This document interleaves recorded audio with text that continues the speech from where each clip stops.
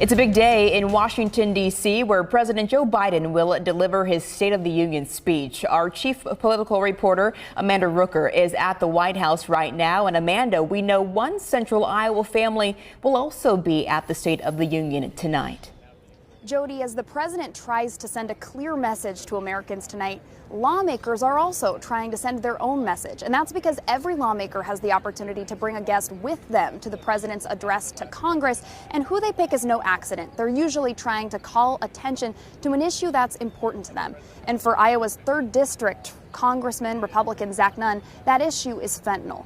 He chose to bring Derek and Kathy Kidd with them. The Kidd family tragically lost their son Sebastian to a fentanyl poisoning in 2021. Since then, the Kidd family has worked to raise awareness around the growing fentanyl crisis.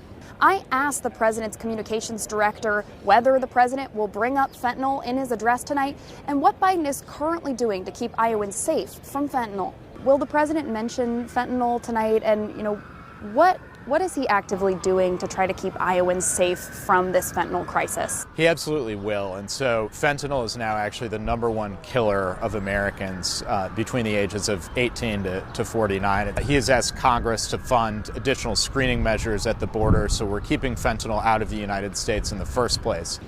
KCCI is one of 7 local stations from across the country that was invited here by the White House to talk with senior officials and cabinet secretaries about Biden's message tonight and what it will mean to Central Iowans. From the White House, Amanda Rooker, KCCI 8 News, Iowa's news leader.